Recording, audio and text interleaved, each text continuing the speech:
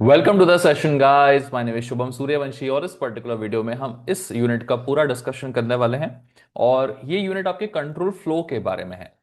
Now the thing is कि इस unit को आप दो पार्ट्स में डिवाइड कर सकते हैं और आपकी यूनिवर्सिटी भी इसको दो पार्ट्स में डिवाइड कर रही है। जो आपका पहला पार्ट है वो डिसीजन मेकिंग एंड ब्रांचिंग के बारे में है, जिसमें हमें एक सिंपल सिंपल ब्रांचिंग स्टेटमेंट्स पढ़ने हैं। जैसे कि इफ स्टेटमेंट होता है, इफ एल्स होता है, एल्स इफ होता है, स्विच स्टेटमेंट होता है, गो टू स्टेटमेंट होता है।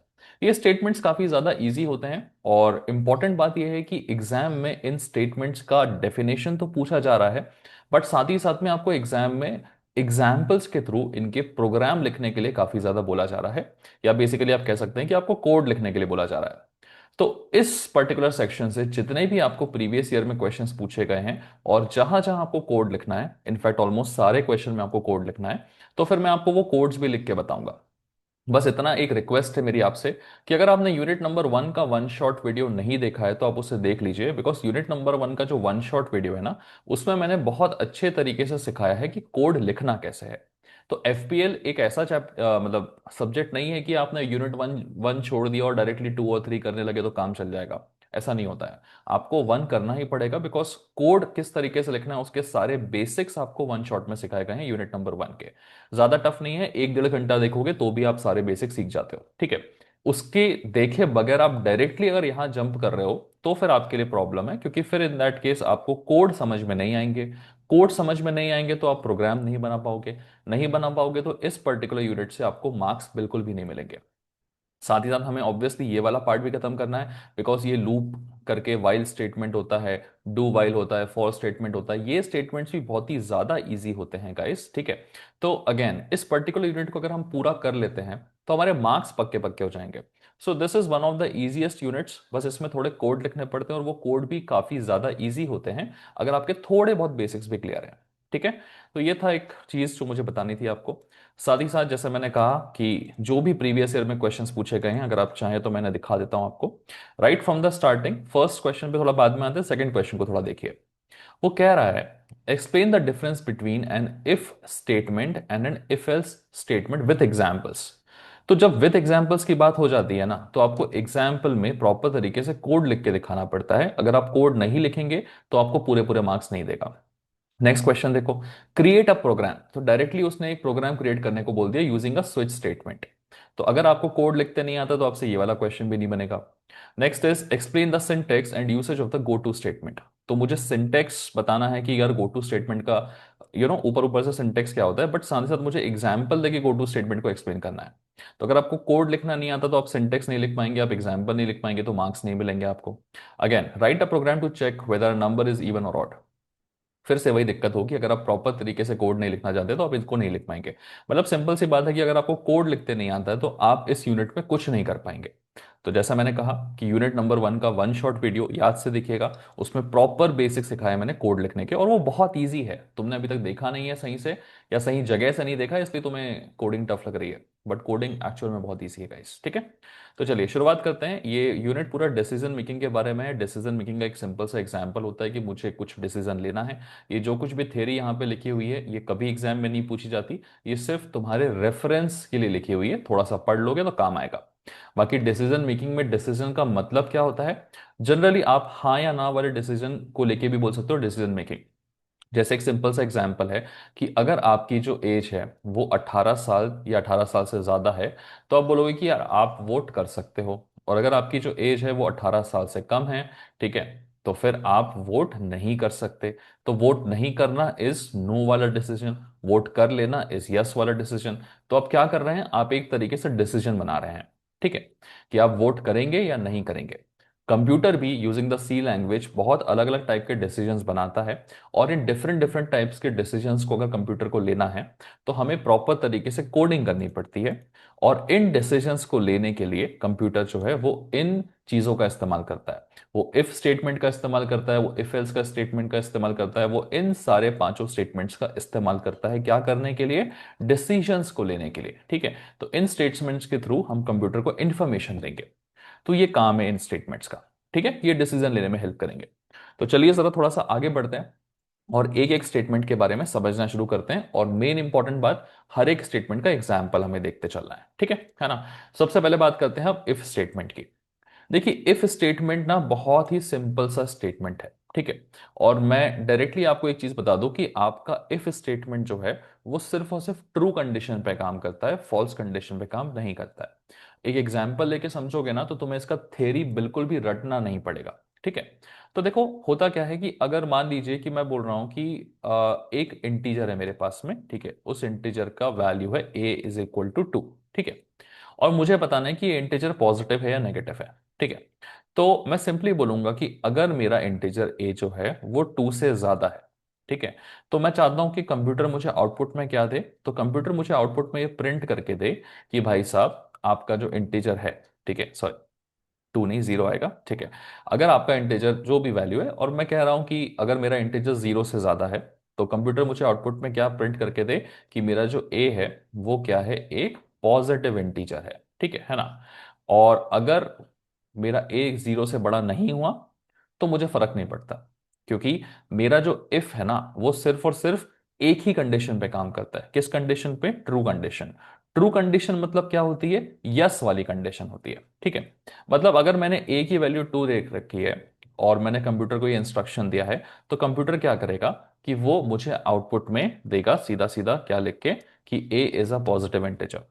और वहीं अगर मैं कंप्यूटर को a इज इक्वल टू -3 दे दूं, तो मुझे कंप्यूटर कुछ भी आउटपुट नहीं देगा। तो a इज इक्वल टू -3 वाली कैसी कंडीशन हो गई? ये फॉल्स की कंडीशन हो गई। फॉल्स मतलब क्या है कि मुझे जवाब में क्या मिलेगा? नो मिलेगा, ठीक है। तो जो फॉल्स वाली कंडीशन होती है कि ये बताइए, if a is greater than 0, अगर a -3 है तो क्या a ग्रेटर देन 0 है? नहीं है। नहीं है मतलब यहां जो वैल्यू है वो क्या है? फॉल्स कंडीशन में है। तो फॉल्स कंडीशन में मुझे इफ जो है वो कोई भी आउटपुट नहीं देता है, तो हम बोलेंगे भैया there is no output if there is a false condition. तो यही जो चीजें मैंने बोली है ना कि फॉल्स कंडीशन में कोई आउटपुट नहीं देता है, ट्रू कंडीशन में ही आउटपुट देता है, यही सब चीजें आपको सिंपल अंग्रेजी के फॉर्म में लिखनी पड़ती है, ठीक है ना। सो बेसिक अंग्रेजी इसकी क्या रहेगी, चलिए आपको दिखा देते हैं, है ना। इस तरीके से आपका स्टेटमेंट का डेफिनेशन लिखना है आपको कि इफ जो है वो बेसिकली एक डिसीजन मेकिंग स्टेटमेंट है। सबसे पहले ये लाइन तो आपको हर स्टेटमेंट में लिखनी है कि जो भी स्टेटमेंट आएगा, इफ एल्स आएगा तो if else in C is a decision making statement, else if आएगा तो else if in C is a decision making statement, ठीक है। अब इसके साथ क्या क्या होता है, उसमें सबसे पहले टेस्ट कंडीशन होती है और इफ ब्लॉक होता है। तो what is test condition, what is if block? जब मैं इफ ए ग्रेटर देन 0 लिख रहा हूं, ठीक है ना, तो ये जो है ये बेसिकली आपकी टेस्ट कंडीशन है ना। और इफ बेसिकली क्या है, एक ब्लॉक है कि यार मैंने एक इंस्ट्रक्शन दिया हुआ है कंप्यूटर को, ठीक है। तो मुझे इफ लिखना पड़ता है और ए ग्रेटर देन 0 टेस्ट कंडीशन भी लिखनी पड़ती है। तो वही चीज यहाँ पे अंग्रेजी के फॉर्म में लिखा हुआ है कि it it consist of, if statement के पास क्या क्या होता है, टेस्ट कंडीशन होती है और इफ ब्लॉक होता है। मतलब इफ ब्लॉक होता है और टेस्ट कंडीशन होती है ना। एंड दूसरी लाइन वही कि इफ स्टेटमेंट तभी आपको आउटपुट देता है जब ट्रू कंडीशन मिलती है, मतलब यस वाली कंडीशन मिलती है। अगर false condition, there is no output. तो उसकी अंग्रेजी यही है कि if the given condition is true, only then the if block will be executed, otherwise वो एग्जीक्यूट ही नहीं होगा, ठीक है। अब ऑब्वियस सी बात है कि यार क्वेश्चन आपका किसी भी स्टेटमेंट को लेके आ सकता है, इफ स्टेटमेंट को लेके भी आ सकता है, फिर इफ एल्स स्टेटमेंट को लेकर भी आ सकता है, ठीक है। वो किसी भी स्टेटमेंट को लेकर आए क्वेश्चन, आपको हमेशा एक प्रोग्राम के थ्रू उसका एग्जाम्पल लिख के बताना पड़ेगा, ठीक है। और साथ ही साथ उस प्रोग्राम में हो क्या रहा है वो भी चीज आपको साइड में लिख के बतानी पड़ेगी, ठीक है। तो जैसे यहां पर मैंने एक बेसिक सा प्रोग्राम लिखा हुआ है, ठीक है, कि यार इफ का क्वेश्चन आया तो आप ये प्रोग्राम लिख के बता सकते हैं, ठीक है ना। और साथ ही साथ उस प्रोग्राम में जो भी चीज हो रहा है उसको अपनी भाषा में आप ऐसे लिख सकते हैं, ठीक है। तो इस प्रोग्राम वाले पार्ट को हम यहाँ पर नहीं देखेंगे, बिकॉज आगे हमें बहुत से अच्छे अच्छे और प्रोग्राम्स भी देखने हैं, ठीक है। सो बेहतर ये रहेगा कि हम इस चीज को थोड़ा सा क्या करें, प्रॉपर तरीके से देखें। कैसे देखें? हम उसे प्रॉपर तरीके से एक कोड के फॉर्मेट में देखें, ठीक है। तो जब कोड लिखता हुआ अगर हम देखेंगे ना ध्यान से, तो थोड़ा सा चीजें हमें और बेहतर तरीके से समझ में आएंगी, ठीक है। जैसे मैंने कहा एग्जाम में कोड लिखने के लिए आता है, एग्जाम्पल के थ्रू भी हमें कोड लिखना होता है, तो इसलिए मैं आपको प्रॉपर तरीके से यहाँ कोड लिख के दिखा रहा हूँ, ठीक है ना। तो कोड बेसिकली हम लिखते कैसे हैं, ये बड़ा सिंपल सा चीज है। यूनिट नंबर 1 में जैसे आपको सिखाया गया था कि किसी भी कोड को लिखने के पहले आपको इस तरीके से चीजें मेंशन करनी पड़ती है। हैश इंक्लूड करना होता है, जस्ट अ सेकेंड, नॉर्मल उसमें लेके जाते हैं, ठीक है। तो हैश टैग इंक्लूड stdio.h, जिसे पता है ये चीज़ों के बारे में, जिसने यूनिट नंबर 1 का वन शॉट देखा है काफ़ी अच्छे से, उसे पता होगा ये सब कुछ। फिर हम इस तरीके से स्टार्ट करते हैं और कोड खत्म होने से पहले रिटर्न 0 करके हमें लिखना पड़ता है, ठीक है। तो ये चीज़ें तो एलिमेंट्री है, किसी भी कोड को आप स्टार्ट करोगे आपको ये चीज़ें लिखनी ही पड़ेंगी, ठीक है। उसके बाद में आप क्या करोगे कि आप अंदर की तरफ जो भी अपना कोड है ना, वो अंदर के तरफ एरिया में लिखोगे, ठीक है ना। तो अब देखिए यार, मैं सिंपल अपना कोड लिखना चाहता हूं इफ स्टेटमेंट के बारे में। जब भी आपको कोई कोड लिखना है तो आप सबसे पहले उस कोड को ना ऐसे रफ में साइड में लिख लिया करो, वो बहुत ज्यादा जरूरी होता है, ठीक है। तो मैं सिंपली बोल रहा हूं कि मैं इफ स्टेटमेंट का कोड लिख रहा हूं, और मेरे स्टेट कोड में क्या होना है कि अगर मेरा ए ग्रेटर देन 0 रहा तो मुझे आउटपुट में क्या प्रिंट होके चाहिए, मुझे आउटपुट में ये प्रिंट होके चाहिए कि मेरा जो ए है वो क्या है, ए इज अ पॉजिटिव इंटीजर, ठीक है। अगर मेरा ए 0 से बड़ा रहा तो मुझे आउटपुट में क्या प्रिंट होके चाहिए, ए इज अ पॉजिटिव इंटीजर। तो जो आपने यहाँ पे रफ में कोड बनाया है ना, वही चीज आप प्रॉपर कोड में भी लिखोगे वैसे का वैसा। कितना आसान होता है देखो, कि मैं सिंपली कह रहा हूं कि इफ, ये मैंने इफ स्टेटमेंट डाला, इफ की जो भी कंडीशन रहती है वो इस तरीके से दोनों ब्रैकेट्स के अंदर होनी चाहिए। कंडीशन क्या है मेरी, कि ए इज ग्रेटर देन 0। तो उस केस में आउटपुट में क्या चाहिए, जो भी चीज आपको आउटपुट में चाहिए कंप्यूटर से वो आपको प्रिंट एफ के अंदर लिखना होता है, जैसे वन शॉट वीडियो में सिखाया था यूनिट नंबर 1 के, ठीक है। तो जो भी कंडीशन जो भी चाहिए आउटपुट में वो इसके अंदर लिखना पड़ेगा आपको, दोनों डबल कोट्स के अंदर, ठीक है। सो मुझे आउटपुट में क्या चाहिए, ए इज अ पॉजिटिव इंटीजर। तो मैं लिख देता हूं यहां पे ए इज अ पॉजिटिव इंटीजर, ठीक है। और फिर प्रिंट एफ को हम सेमीकोलन देके क्लोज करते हैं, बात हमारी हो जाती खत्म। अब यहाँ पे आपको एक लाल लाइन दिख रही होगी, आई डोंट नो, अच्छा अभी दिख रही होगी लाल लाइन, थोड़ा बड़ा किया मैंने तो। क्यों दिख रही है, क्योंकि आपने ए ग्रेटर देन 0 सीधे लिख दिया, बट आपने कंप्यूटर को बताया ही नहीं कि ए क्या है। तो हमें ए को डिफाइन करना पड़ेगा। तुम यहां जाओगे ना ऐसे, तो दिखेगा, देखो क्या लिखा है, identifier A is undefined. Undefined का मतलब क्या है कि हमने अभी तक बताया ही नहीं है कंप्यूटर जी को कि ए क्या है, ठीक है। तो हमें बताना पड़ेगा कि यार देखो यार, ए एक इंटीजर है, ठीक है, और ए की कुछ भी वैल्यू हो सकती है। मान लीजिए मैं ए की वैल्यू 5 दे दे रहा हूं, ठीक है। तो अभी कंप्यूटर जी को पता चल गया कि यार ए भाई साहब क्या है करके, ठीक है ना। अब कंप्यूटर जी को हम बोलेंगे कि इस कोड को आप प्लीज रन कर दीजिए, ठीक है। तो कंप्यूटर जी कैसे रन करेंगे, वो बोलेगा भाई ए की वैल्यू क्या है, 5 है, ठीक है। अगर ए ग्रेटर देन 0 हुआ तो ये प्रिंट करके देना है आउटपुट में। तो बताइए ए ग्रेटर देन 0 है क्या, है। मतलब कंप्यूटर जी सिंपली आपको ये चीज आउटपुट में पुट करके दे देंगे। मैंने कोड को रन किया, चलिए देखें जरा मुझे आउटपुट में क्या मिलता है। तो मुझे फाइनली आउटपुट में मिल गया, क्या मिला, ए is a positive integer, this is my output, ठीक है। वहीं पर अगर मैं 5 की जगह पे क्या डालता, -4 डालता, तो जैसे हमने क्या सीखा था कि इफ की कंडीशन कैसी होती है, अगर चीज ट्रू होगी तो ही इफ जो है वो रन करता है, अगर ट्रू नहीं होगी तो रन नहीं करता। बताइए, A is equal to -4, A greater than 0 है क्या, नहीं है, मतलब कंडीशन कैसी बन रही है आपकी, फॉल्स की बन रही है। तो ये कोड आगे की तरफ रन करेगा क्या, नहीं करेगा। आगे कोड रन नहीं करेगा मतलब मुझे आउटपुट में कुछ मिलेगा क्या, कुछ नहीं मिलेगा। क्योंकि कोड अगर रन ही नहीं कर रहा है तो आउटपुट क्यों मिलेगा। एक बार मैं रन करके देखता हूँ कोड को, ये मैंने कोड को रन किया, देखिए मुझे यहाँ पर कुछ भी आउटपुट में नहीं मिला, ठीक है। मुझे A is a positive integer यहाँ आउटपुट में मिला क्या, नहीं मिला, क्योंकि ए पॉजिटिव इंटीजर है ही नहीं, कंडीशन फॉल्स की है, ठीक है। तो इस तरीके से आप अपने प्रोग्राम को लिख सकते हैं गाइस, ठीक है। अच्छा, ये तो एक तरीका हुआ। दूसरा तरीका क्या, कि आगे जाके, अब जो ये दूसरा तरीका बता रहा हूं ना, कुछ लोग ऐसे होंगे कि नहीं नहीं हमें दूसरा तरीका नहीं देखना, हम सीधे आगे बढ़ रहे हैं। सुन लो मेरी बात, एग्जाम में आगे भी बहुत सारे कोड्स आने वाले हैं, ठीक है ना। तो आपको एक तरीका और देखना पड़ेगा जिसको एग्जाम में पूछा जाता है, जिसमें वो बोलता है कि यूजर को इनपुट देना है। यूजर को इनपुट देना है मतलब क्या, देखिए ए इज इक्वल टू -4 लिखा है, ये पहले से इनपुट दिया हुआ है। इस टाइप के इनपुट को हम क्या बोलते हैं, hard coded input. Hard coded का मतलब क्या है, कि कंप्यूटर को पहले से ए की वैल्यू दे दी गई है, मैं उसको वैल्यू नहीं चेंज कर रहा हूं, मैं उसको पहले से असाइन कर चुका हूं, ठीक है। लेकिन अगर मैं उसको पहले से वैल्यू असाइन नहीं करता, तो अगर मैं उसको पहले से वैल्यू असाइन नहीं करता तो मैं सिंपली क्या बोलता कि यार मैंने ए को डिफाइन तो कर दिया कि A is N integer, but मैंने उसको अभी तक वैल्यू नहीं दी है। और मैं चाहता हूं कि यूजर खुद उसको वैल्यू दे, है ना। जैसे यूजर उसको वैल्यू दे 5, तो 5 को देगा कि A is a positive integer. User उसको वैल्यू दे -4, तो वैल्यू क्या देगा, नो आउटपुट, क्योंकि वो काम नहीं करेगा, ठीक है। तो अब हम क्या करेंगे, वो चीज सीखेंगे, ठीक है। तो अगर यूजर से आपको वैल्यू दिलवानी है तो सबसे पहले क्या होगा, computer step by step run करता है, आपको बताया था, पहले ये इसको रन करेगा फिर ये इसको रन करेगा। तो कंप्यूटर जब पहली लाइन को रन करेगा तो बोलेगा कि ठीक है भाई, ए इंटीजर डिफाइन हो गया। फिर मैं कंप्यूटर को इंस्ट्रक्शन दूंगा कि आप कंप्यूटर जी क्या करिए, इस चीज को प्रिंट करिए, enter the value of A. ठीक है, तो computer ji enter the value of A को आउटपुट में प्रिंट करेंगे। उसके बाद एक और चीज होती है जिसका नाम होता है स्कैन एफ। ठीक है, अब जैसे हम प्रिंट एफ लिखते हैं ना, प्रिंट एफ में हम डबल कोट्स के बीच में चीजों को लिखते हैं, वैसे ही हम स्कैन एफ में भी डबल कोट्स के बीच में चीजों को लिखते हैं। क्या लिखते हैं? सबसे पहले, अगर मुझे किसी इंटीजर की वैल्यू देनी है तो मैं स्कैन एफ के डबल कोट्स के अंदर क्या लगूंगा, परसेंट डी। परसेंट डी क्या करता है, इंटीजर के लिए स्पेसिफाइड होता है। ठीक है ना, परसेंट डी क्या होता है, अगर मुझे इंटीजर की वैल्यू देनी तो मैं परसेंट डी लिखूंगा, फिर इस डबल कोट्स के थोड़ा सा बाहर आऊंगा, कॉमा लगा के एक शब्द लिखूंगा एंड, और उसके बाजू में लिख दूंगा ए। इस इंस्ट्रक्शन का मतलब क्या हुआ कंप्यूटर के लिए? सबसे पहले मैंने स्कैन एफ लिखा था, ये एरर दिखा रहा है क्योंकि सेमीकोलन नहीं लगा हुआ था। ठीक है, ये लीजिए लाल गायब हो गया। स्कैन एफ, अभी परसेंट डी का मतलब क्या है कि मैं एक इंटीजर वैल्यू देने वाला हूं, और जो मैं इंटीजर वैल्यू देने वाला हूं वो किसकी वैल्यू होनी चाहिए, ए की वैल्यू होनी चाहिए। तो जिसकी वैल्यू होनी चाहिए उसको हम एंड लगा के लिख देते हैं यहां पे। ठीक है, अब ये कौन सा वाला गेम होगा, अब ये यूजर इनपुट वाला गेम होगा। अब देखिए ये किस तरीके से काम करेगा, कोड को रन करके मैं आपको दिखाऊंगा तो आपको ये चीज ज्यादा अच्छे से समझ में आएगी। ठीक है, चलिए जरा कोड को रन करते हैं यहाँ पे।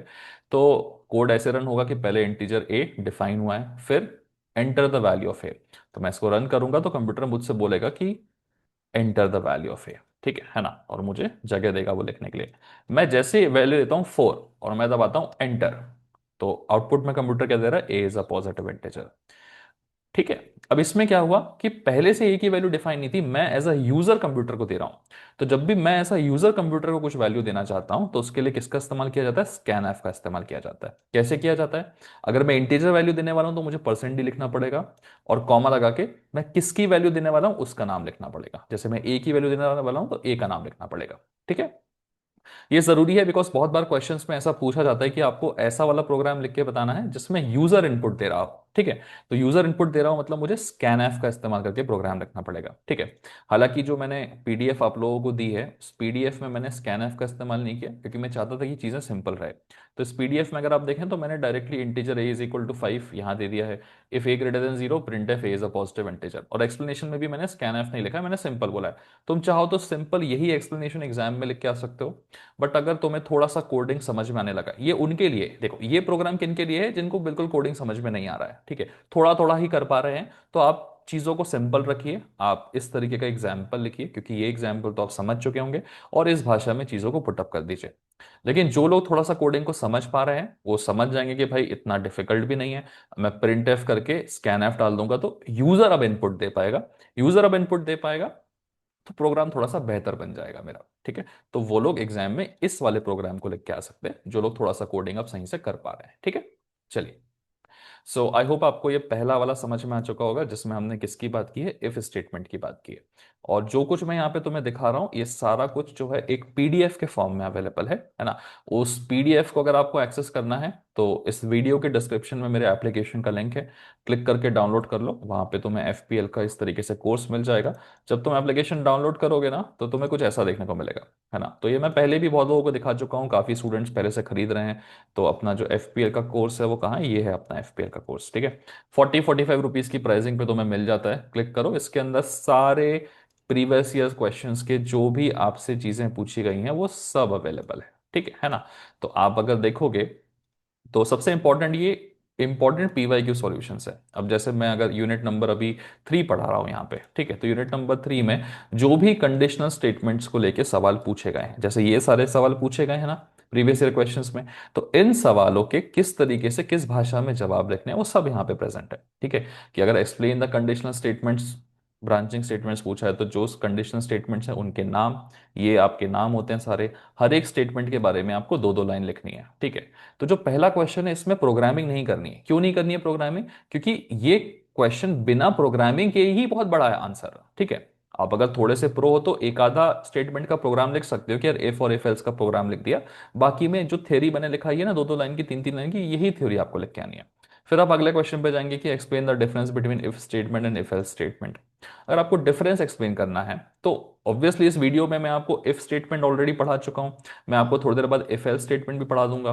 तो किस तरीके से आपको चीजें लिखनी है एग्जाम में जिससे इस वाले क्वेश्चन के पूरे पूरे नंबर आपको मिल जाए, तो ये सब कुछ तुम्हें पीडीएफ के फॉर्म में मिल जाएगा गाइस। एक्सेस कहाँ से करना है, डिस्क्रिप्शन में एप्लीकेशन का लिंक है, क्लिक करो, एप्लीकेशन डाउनलोड करो। वहां पे ये एफपीएल का कोर्स प्रेजेंट है, 40-45 रुपीज में मिल जाएगा। इसमें सारे पीवाई क्यूज आ जाएंगे, ठीक है। जो भी लेटेस्ट एग्जाम होता है उसके पीवाई क्यू अपडेट कर दिए जाते हैं, तो अभी तक ये पूरा अपडेटेड है, ठीक है। आ जाते हैं फिर से, इफ स्टेटमेंट हमने सीख लिया है, ठीक है। और अब हम थोड़ा सा चलेंगे अपने नेक्स्ट स्टेटमेंट की तरफ। अगला स्टेटमेंट है इफ एल्स स्टेटमेंट गाइस, ठीक है। तो देखो यार, इफ एल्स स्टेटमेंट होता क्या है, सबसे पहले वो समझते हैं। ये स्टेटमेंट इफ स्टेटमेंट की तरह ही होता है, बस एक छोटा सा मॉडिफिकेशन है, ठीक है। मैंने अभी तक क्या देखा था कि अगर मेरा वैल्यू जीरो से ज्यादा है तो मैं चाहता हूं कि कंप्यूटर जी मुझे आउटपुट में दे, क्या दे मुझे आउटपुट में, कंप्यूटर जी मुझे आउटपुट में दे कि A is a positive integer, ठीक है भाई साहब। लेकिन अगर ए जीरो से छोटा हुआ तो इस केस में कोई आउटपुट नहीं मिलता है, ठीक है।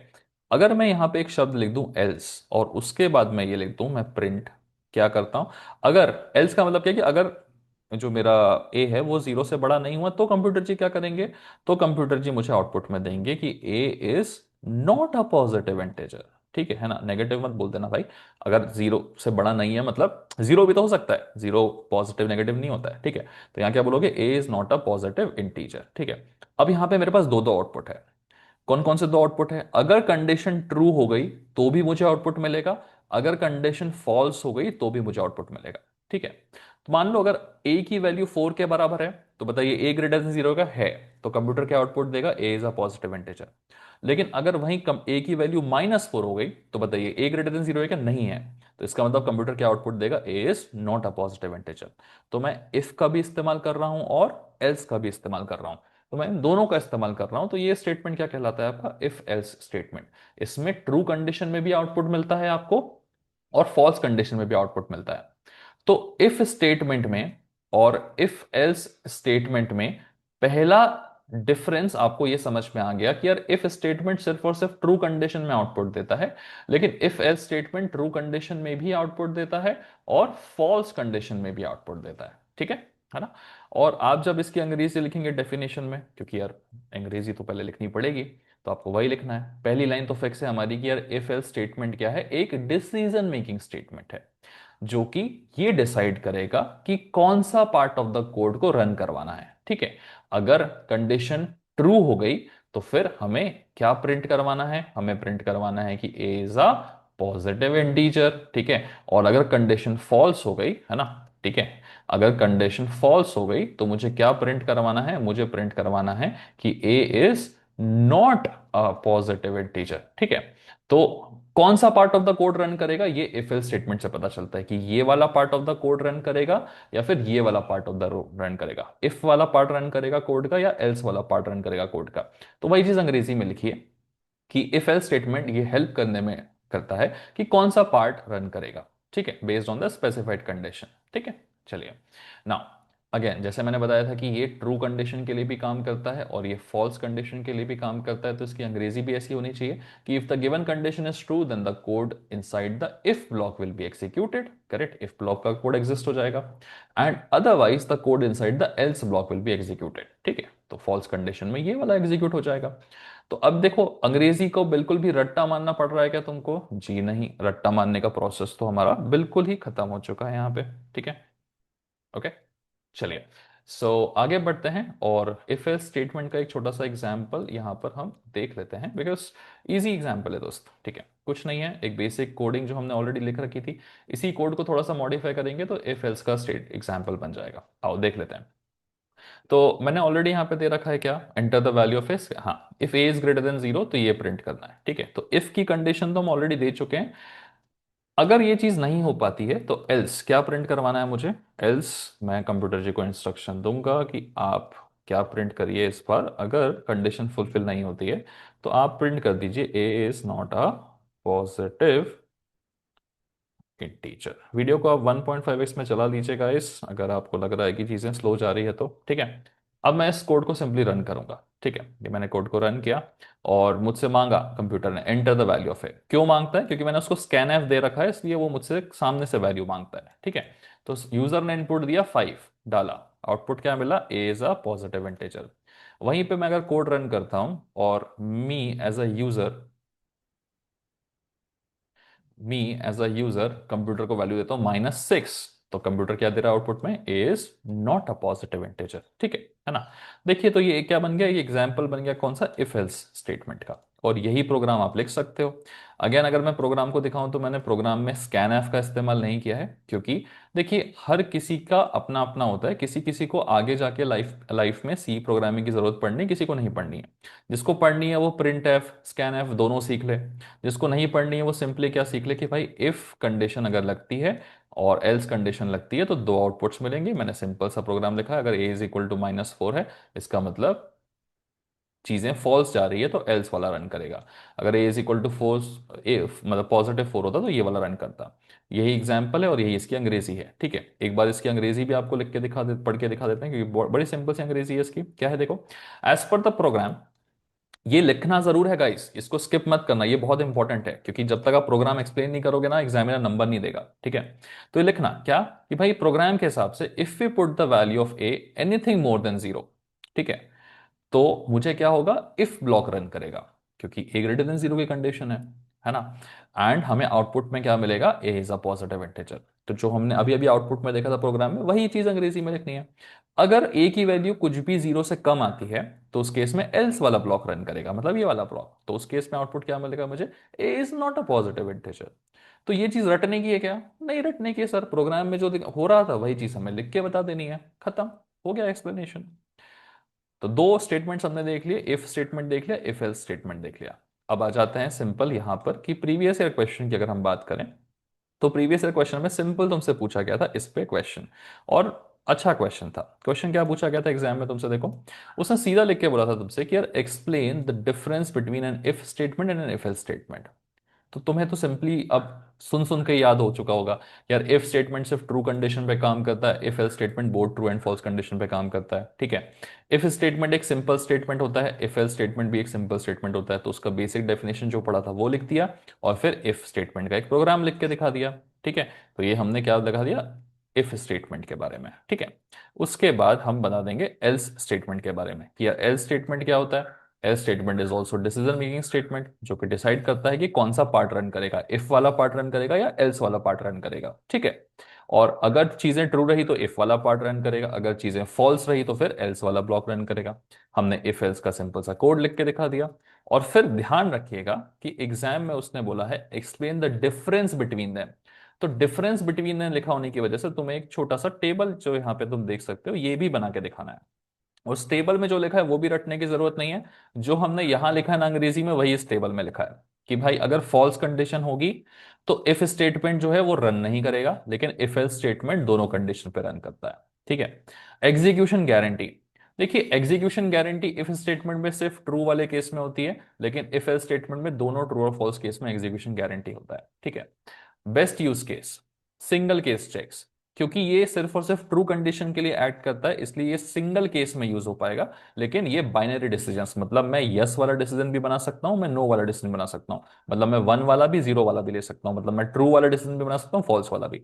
तो उसी एक चीज को घुमा घुमा के लिखा हुआ है। तो ये टेबल अब आपको मैंने बोल के बता दिया तो इसका मीनिंग समझ में आ जाएगा। छोटा सा टेबल बना दीजिएगा, एक्सप्लेन करने के लिए आता है तो, ठीक है। चलिए, सो प्रीवियस ईयर क्वेश्चन ऐसे एक एक पूछे जाते हैं। और जैसे मैंने पहले भी कहा था कि जो भी प्रीवियस ईयर क्वेश्चन देख रहे हो, इसकी पीडीएफ अवेलेबल है, डिस्क्रिप्शन में एप्लीकेशन का लिंक है, वहां क्लिक करो, एप्लीकेशन डाउनलोड करो, उसके अंदर एफपीएल का कोर्स देख लो, वहां से तुम्हें पीडीएफ मिल जाएगी, ठीक है। चलो, सो आगे बढ़ते हैं। और डिसीजन मेकिंग एंड ब्रांचिंग का एक स्टेटमेंट इफ एल्स खत्म हो चुका है। अगला स्टेटमेंट देखते हैं, जो कि है हमारा स्विच स्टेटमेंट गाइस, ठीक है ना। स्विच स्टेटमेंट बहुत ही इजी स्टेटमेंट है गाइस, ठीक है। और स्विच स्टेटमेंट का अंग्रेजी वगैरह भी मैं तुम्हें बताऊंगा। बट मैं चाहता हूं कि तुम्हें जो स्विच स्टेटमेंट है ना, वो डायरेक्टली इधर कोड पे लिख के दिखाऊं, ताकि तुमको ये बहुत आसान तरीके से जल्दी समझ में आए, ठीक है ना। तो पहले जरा पुराने वाले कोड को इरेज करते हैं, ओके, है ना। और तुम्हें स्विच स्टेटमेंट डायरेक्टली मैं यही समझाने की कोशिश करता हूं, तो तुम्हें अच्छे से समझ में आएगा। कि सबसे पहले जो तुम्हारा स्विच स्टेटमेंट है ना उसका इस्तेमाल कहाँ होता है, ठीक है ना। तो मान लीजिए कि मैं बोल रहा हूं कि मेरा जो डे वन है, ठीक है, उसको मैं क्या बुलाऊंगा, उसको मैं मंडे बुलाऊंगा, ठीक है। मैं मान लीजिए मैं बोल रहा हूँ कि डे वन को क्या बुलाऊंगा, मंडे बुलाऊंगा मैं। और मैं अपने डे टू को क्या बुलाऊंगा, ट्यूसडे बुलाऊंगा, ठीक है ना। और मैं अपना जो डे थ्री है उस डे थ्री को क्या बुलाऊंगा, वेडनेसडे बुलाऊंगा, ठीक है ना। तो मैं अलग अलग दिन को अलग अलग नाम दे दे रहा हूं, ठीक है, कि मेरा पहला वाला जो दिन है वो मंडे है, दूसरा नंबर का जो दिन है वो ट्यूसडे है, और तीसरे नंबर का जो दिन है वो वेडनेसडे। तो अलग अलग दिन को मैंने अलग अलग नाम दे दिया है। ये स्विच स्टेटमेंट क्या करता है ना, इन्हीं इंटीजर्स को इन वेरिएबल्स के साथ में कनेक्ट करने में हेल्प करता है। कि अगर कहीं थ्री लिखा होगा तो इसका मतलब मुझे वेडनेसडे का इस्तेमाल करना है, अगर कहीं टू लिखा होगा तो मुझे उस केस में ट्यूसडे का इस्तेमाल करना है, अगर कहीं वन लिखा होगा तो मुझे इस केस में मंडे का इस्तेमाल करना है। तो इस इंटीजर को इस वेरिएबल से कनेक्ट करने के लिए मेरा स्विच स्टेटमेंट हेल्प करता है। तो क्या करना होता है स्विच स्टेटमेंट में, स्विच स्टेटमेंट में हम क्या कर रहे हैं, सबसे पहले हम स्विच लिखेंगे, और स्विच के बाजू में क्या लिख देंगे, डे लिख देंगे, कि मैं क्या कर रहा हूं, डे को स्विच कर रहा हूं, ठीक है। डे वन रहा तो मंडे पे स्विच हो जाएंगे, डे टू रहा तो ट्यूसडे पे स्विच हो जाएंगे, डे थ्री रहा तो वेडनेसडे पे स्विच हो जाएंगे। तो मैं स्विच डे कर दूंगा, ठीक है। उसके बाद मैं अलग अलग केस बनाऊंगा, क्योंकि स्विच स्टेटमेंट में केस बनते हैं। तो पहला नंबर का केस क्या है, पहले नंबर का केस वही है कि अगर फर्स्ट नंबर का डे रहा तो हम बोलेंगे भैया डे कौन सा है हमारा, मंडे है। फिर हम केस नंबर टू बनाएंगे, ठीक है। केस नंबर टू क्या कहता है कि भैया दूसरे नंबर का केस रहा तो हम बोल देंगे क्या है, ट्यूसडे है। भैया तीसरे नंबर का केस रहा तो हम क्या बोल देंगे, वेडनेसडे है, ठीक है ना। तो स्विच स्टेटमेंट कैसे काम करता है, स्विच स्टेटमेंट में अलग अलग नंबर्स के थ्रू मुझे अलग अलग वेरिएबल को असाइन होना पड़ता है, ठीक है, या अलग अलग स्टेटमेंट्स को। और जो नंबर के थ्रू जिस स्टेटमेंट को जाना है वो अलग केस बनता है। तो पहले केस में केस नंबर वन मंडे पे जाएगा, case number two to Tuesday पे लेके जाएगा, case number three three Wednesday पे लेके जाएगा, ठीक है। तो ये काम होता है स्विच स्टेटमेंट का। अब मैं तुम्हें एक छोटा सा प्रोग्राम लिख के दिखाऊंगा, तो उससे तुम्हें समझ में आएगा कि अगर एग्जाम में कभी तुम्हें स्विच स्टेटमेंट पूछता है तो तुम्हें बिल्कुल टेंशन लेने की जरूरत नहीं है। कैसे प्रोग्राम लिखना है वो दिखा देता हूं, और फिर इसकी अंग्रेजी जो है वो दिखा दूंगा तुम्हें, ठीक है। तो जैसे मैंने तुम्हें दिखाया कि यार कभी भी प्रोग्राम लिखने से पहले बना लेना चाहिए कि करता क्या है स्विच स्टेटमेंट। तो करता क्या है स्विच स्टेटमेंट, ये काम करता है। अब इसी काम को मेरे को क्या करना है, प्रोग्राम में करके दिखाना है, ठीक है। तो सबसे पहले मैं जिस स्टेटमेंट का इस्तेमाल कर रहा हूं उसी को लिखते हैं, ठीक है। सब कुछ स्मॉल में रहता है, ध्यान रखिएगा। स्विच, उस शिट, ये मैंने इरेज कर दिया, लेट्स नॉट इरेज दिस, ठीक है। ओके, इसी को देख देख के तो प्रोग्राम लिखेंगे। क्या स्विच कराना, मुझे डे स्विच कराना है, ठीक है। तो मैं यहाँ पे सिंपली डे, ठीक है।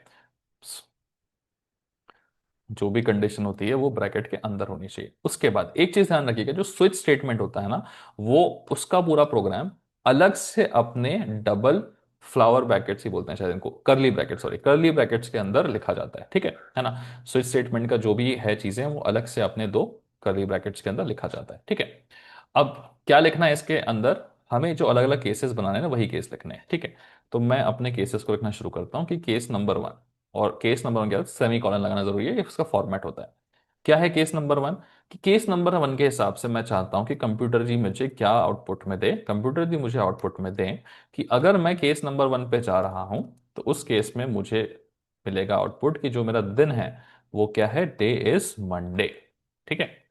उसके बाद जब भी आप पहला केस खत्म करते हैं, कि पहला केस में क्या है कि डे इज मंडे, तो हमें यहां पे एक चीज और लिखनी पड़ती है जिसका नाम है ब्रेक।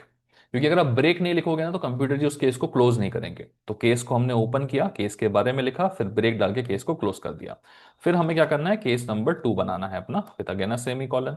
केस टू में मैं चाहता हूं कि मुझे आउटपुट में क्या मिले, मुझे आउटपुट में मिलना चाहिए, सॉरी गाइस, थोड़ा सा फॉर्मेटिंग ऑन है इसलिए कहीं पे भी कूद जाता है मेरा system. Okay, so day is Tuesday, okay, है ना। चलिए, और जैसे ही मैंने सिखाया था केस वन खत्म हुआ तो ब्रेक करना है, वैसे ही केस टू का काम लिख के खत्म हुआ तो इसको भी ब्रेक करना है, ठीक है। ये ब्रेक स्टेटमेंट भी इसके आगे पढ़ना ही है अपने को, ठीक है। फिर आता है तुम्हारा केस नंबर थ्री, और केस नंबर थ्री में मैं क्या बोल रहा हूँ कि मैं चाहता हूँ कि आउटपुट में क्या मिले कंप्यूटर जी, यार केस थ्री एग्जीक्यूट हो रहा हो तो डे इज वेडनेसडे मिलना चाहिए मुझको, ठीक है ना। ये हो गया। फिर से ध्यान रखिएगा, हमें चीजों को ब्रेक करना है, उसे भूलना नहीं है, ठीक है।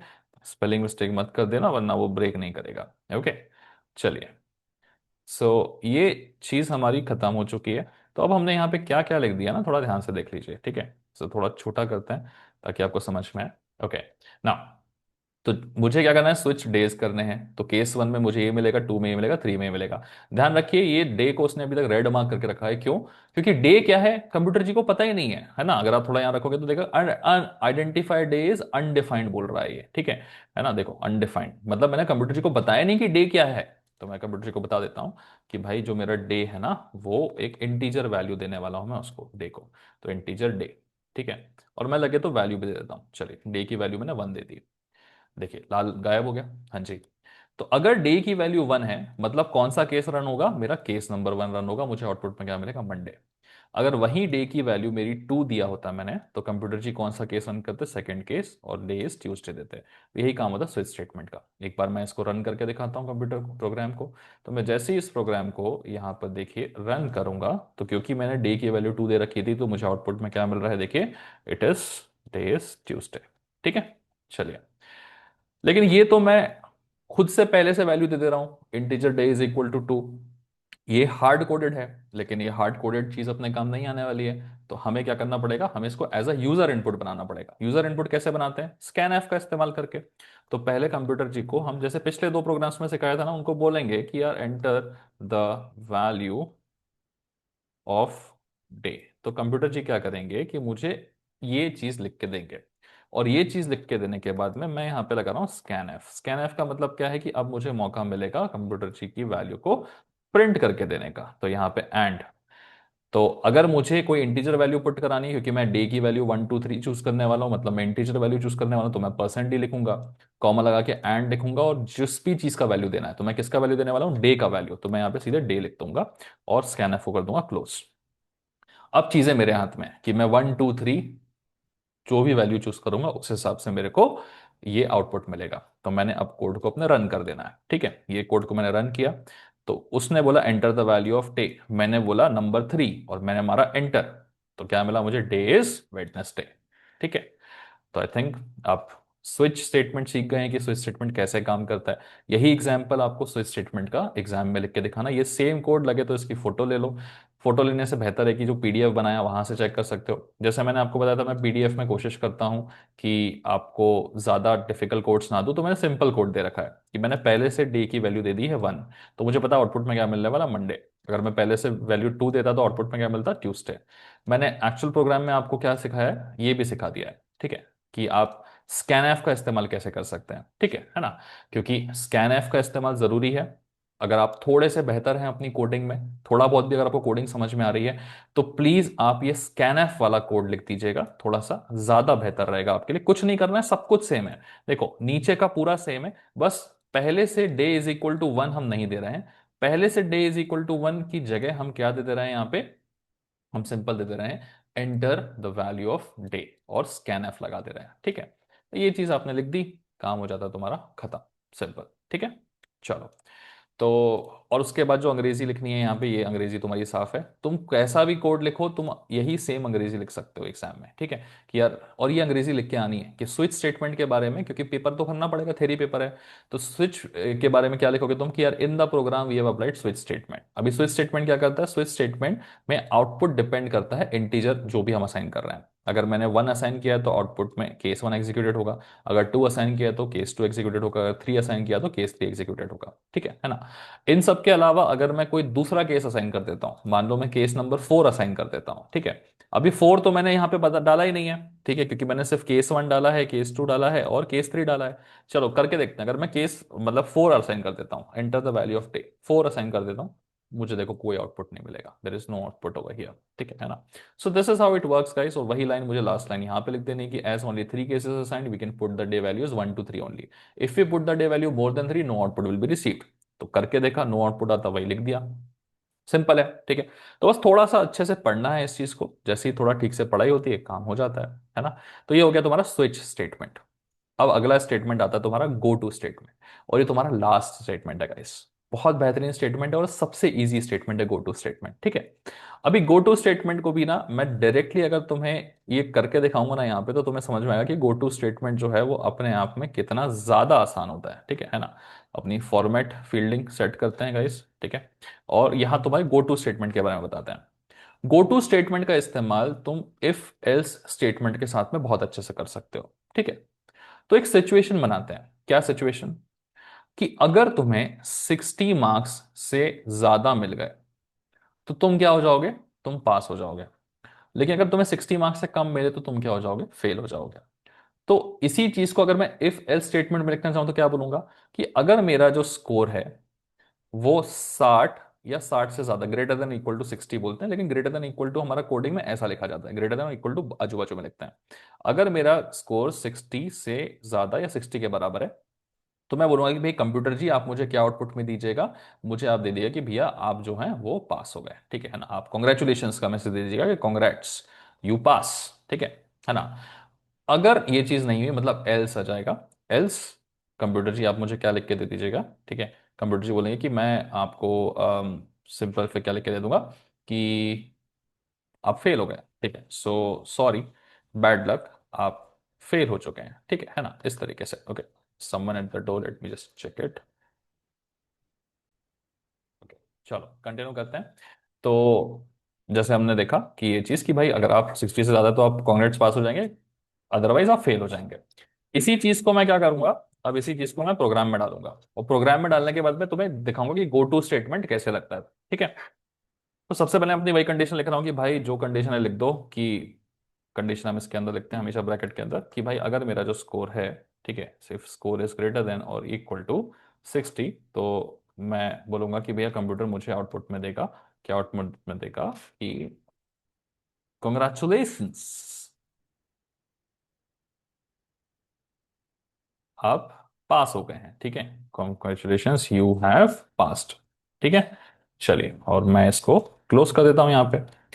अगर ये चीज नहीं हुई, इसका मतलब एल्स कंप्यूटर जी मुझे क्या देंगे आउटपुट में, का प्रिंटफ, बैड लक, आपने शुभम सर के वीडियोस नहीं देखे थे इसलिए आप फेल हो गए हैं, ठीक है। ऐसा नहीं बोलना चाहिए भाई, दूसरों के वीडियो भी देख लिया करो थोड़े थोड़े, ठीक है। So bad luck, you have fail, okay.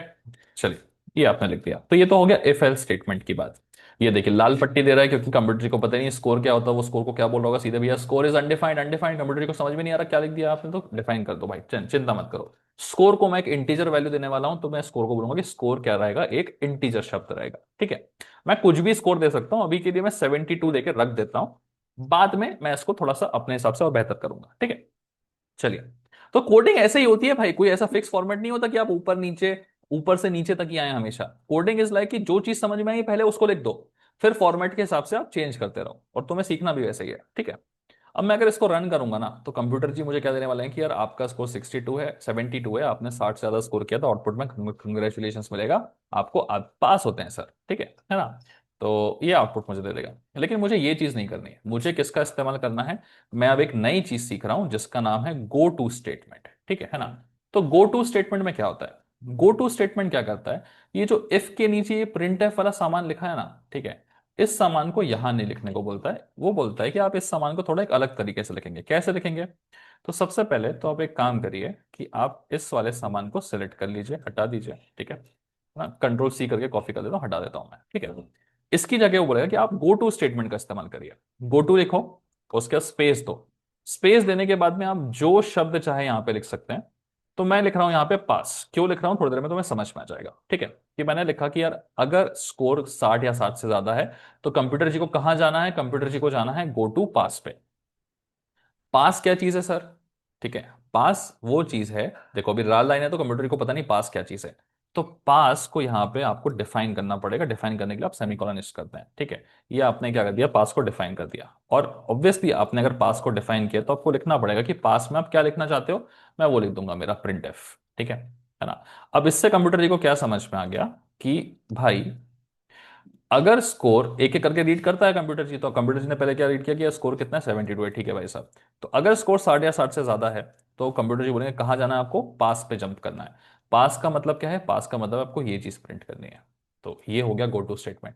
तो गो टू स्टेटमेंट क्या करता है कि बीच में जहां पर भी गो टू लगा दोगे, तो गो टू के बाद जो भी शब्द लिखा रहता है ना, इसको हम लेबल बुलाते हैं। This is called as go to का लेबल।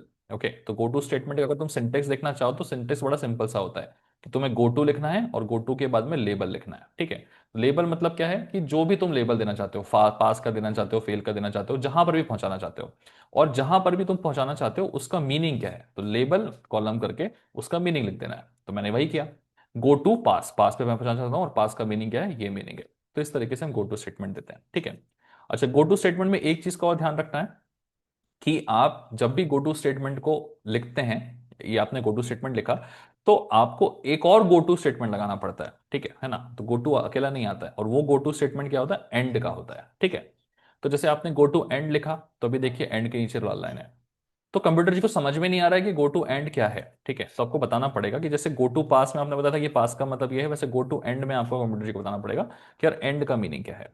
ठीक है, एंड का मीनिंग क्या है, सेमीकोलन करके लिख देंगे कि अगर एंड तक बात आ रही है तो आपको क्या प्रिंट करना है, प्रिंट एफ। आप जो भी प्रिंट करना चाहते हैं, जैसे मैं बोल रहा हूं कि मैं अपने प्रोग्राम को एंड करना चाहता हूं किससे, कि check for next student. Okay, मैं इस तरीके से अपने प्रोग्राम को एंड करना चाहता हूं। ओके, तो अब देखिए सिंपल है, कंप्यूटर कैसे रन करने वाला है इसको, कि कंप्यूटर बोलेगा स्कोर कितना भैया, 72 है। ठीक है, अगर स्कोर 60 या 7 से ज्यादा है तो क्या करना है, गो टू पास। 60 से ज्यादा है तो कंप्यूटर सीधे यहां से क्या करेगा, जंप करेगा। किस पे जंप करेगा, गो टू पास पे, और क्या लिख के देगा आपको, कंग्रेचुलेशन यू हैव पास्ड। उसके बाद कंप्यूटर देखेगा यार एक और लाइन लिखी है क्या, चेक फॉर नेक्स्ट स्टूडेंट। तो कंप्यूटर दो चीजें प्रिंट करेगा, यहां से सीधे पास पे जंप करेगा क्योंकि हमारी कंडीशन ट्रू हो चुकी है, 72 60 से ज्यादा है। वो इसको प्रिंट करेगा और फिर इसको प्रिंट करेगा। सिंपली एक बार कोड को मैं आपको रन करके दिखा देता हूं। चलिए, ये मैंने कोड को रन किया। ठीक है, ये किया, अभी रन किया। ठीक है, तो देखिए कंप्यूटर जी ने बोला कि कॉन्ग्रेचुलेशन यू हैव पास, और फिर तुरंत वही दे दिया चेक फॉर नेक्स्ट स्टूडेंट। तो ये पास और चेक के बीच में कोई डिफरेंस नहीं दे रहा, तो जिसने यूनिट नंबर 1 देखा है उसको पहले से पता है ये चीज कि सर जी हमको ना क्या करना होता है, नेक्स्ट लाइन में अगर लिखाना है, जिसको ये चेक वाला पॉइंट नेक्स्ट लाइन में लिखाना है ना, तो इसके शुरुआत में हम बैक स्लैश एन दे देंगे। तो जब हम बैक स्लैश एन देते हैं तो लाइन चेंज हो जाती है, तो ये चेक वाला न्यू लाइन से शुरू होगा। ठीक है, तो आप कंप्यूटर जी क्या बोल रहे हैं, congratulation you have passed, check for the next student. ठीक है, अब इसमें एक फेल वाला भी केस लेके देख लेते हैं कि अगर मान लीजिए बंदे का जो स्कोर है वो 72 की जगह पे 52 आ जाता। 52 आ जाता तो कंप्यूटर जी अब कैसे रन करते प्रोग्राम को, तो कंप्यूटर जी ऐसे रन करते कि बोलते कि यार क्या है, मेरा स्कोर क्या है बताइए, 52 है। क्या स्कोर 60 या 60 से ज्यादा है, नहीं है। मतलब कंप्यूटर जी इसको एग्जीक्यूट करेंगे कि नहीं करेंगे, कंप्यूटर जी सीधे इसको एग्जीक्यूट करेंगे एल्स वाले पार्ट को। यार you have failed. You have failed होने के बाद में क्योंकि कंप्यूटर जी पास वाले को एग्जीक्यूट नहीं कर रहे हैं, तो इस वाले को एग्जीक्यूट करने वाले क्या नहीं करने वाले हैं, वो सीधे फिर लास्ट वाला दे देंगे कि चेक फॉर नेक्स्ट स्टूडेंट। ठीक है, तो इस हिसाब से गो टू स्टेटमेंट रन करता है। तो देखो यहाँ पे क्या है, कुछ भी नहीं आया आउटपुट में। तो bad luck, you have failed, क्योंकि आपके 52 मार्क्स है, चेक फॉर द स्टूडेंट। अब एक चीज का ध्यान रखना कि ये चीज आप हार्डकोर इनपुट में दे रहे हो, कैसे कि आप पहले से बता दे रहे हो स्कोर कितना है, 52। लेकिन एग्जाम में कोड में ऐसे नहीं लिखना होता है। ठीक है, हमें स्कोर डिफाइन करना है, लेकिन स्कोर यूजर देगा। यूजर देगा तो उस वाले पार्ट को यहां पे हम डाल देते हैं, प्रिंट एफ। यूजर पहले डिमांड करेगा enter the value of score. ठीक है, और फिर डैश। इसको जरा क्लोज करते हैं यहाँ पे। ठीक है ना, और यूजर कैसे बताता है अपने बात को, यूजर ऐसे बताता है कि enter the value of score, और फिर यूजर किसका इस्तेमाल करता है, स्कैन एफ का इस्तेमाल करता है। स्कैन एफ का इस्तेमाल कैसे करना है, तुमको सिखाया गया था कि यार क्योंकि मैं जानता हूं कि मैं स्कोर इंटीजर में देने वाला हूं, तो मैं परसेंट डी डालूंगा। फिर उसके बाद क्या डालेंगे, मैं एंड डालूंगा। मैं किसकी वैल्यू देने वाला हूँ, स्कोर की वैल्यू, तो एंड के बाद मैं क्या लिखूंगा, स्कोर लिखूंगा अपना। ठीक है, और फिर ये हो चुका है खत्म। तो अब ये हो चुका है प्रॉपर प्रोग्राम कंप्लीट, कि अब मैं एज अ यूजर स्कोर दूंगा और फिर कंप्यूटर जी बताएंगे कि मैं पास हो कि फेल हो। ठीक है, तो अब चलिए रन करते हैं प्रोग्राम को। ठीक है ना, सो ये मेरा प्रोग्राम था, इस प्रोग्राम को मैंने मारा रन। ठीक है, तो कंप्यूटर जी सामने से पूछेंगे enter the value of score, मैंने बोला 82, कंप्यूटर जी बोलेंगे congratulations you have passed, check for the next student.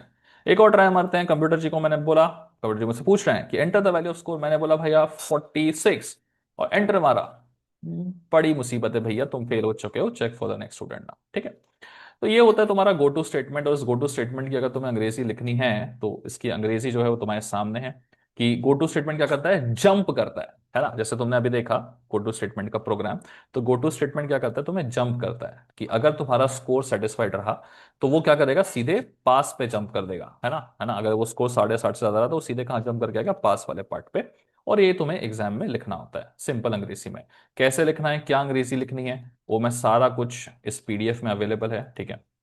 PDF obviously description में एप्लीकेशन का लिंक है, वहां से तुम एक्सेस कर सकते हो। कोड लिखना है, उस कोड के बारे में क्या लिखना है, ये चीज लिखनी है कि मेरा जो प्रोग्राम है वो किसके बारे में है, स्टूडेंट स्कोरिंग मोर देन 60 के बारे में है। प्रोग्राम में क्या होगा, जंप होगा, ठीक है। अगर सेटिस्फाइड रहा प्रोग्राम तो कहाँ जंप करेगा, कॉन्ग्रेचुलेशन पे जंप करेगा।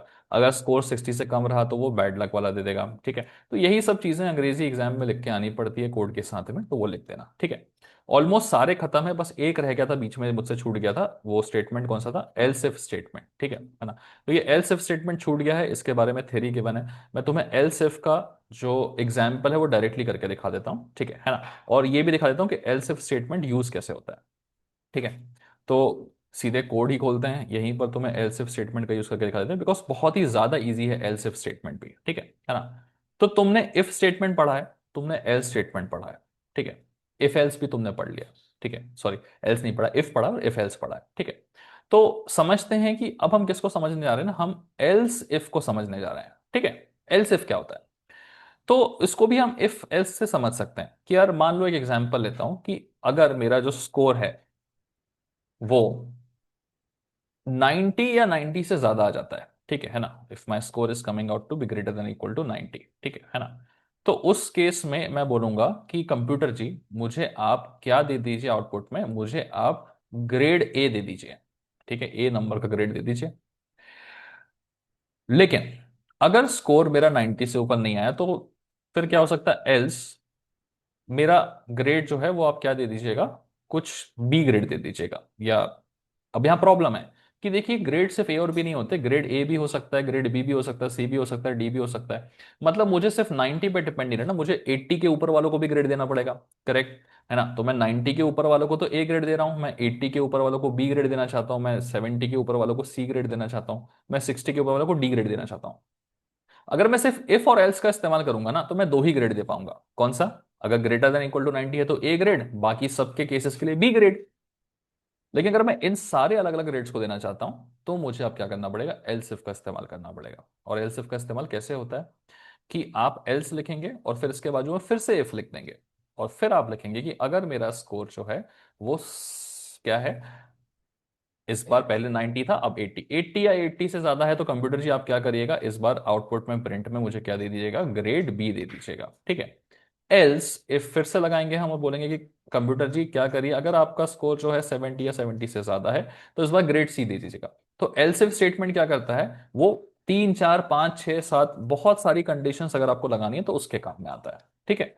और इसी चीज को अब मैं थोड़ा सा कोड में लिख के दिखाऊंगा तो देखो ये कितना ज्यादा इजी और परफेक्ट हो जाएगा तुम्हारे देखने और समझने के लिए, ठीक है।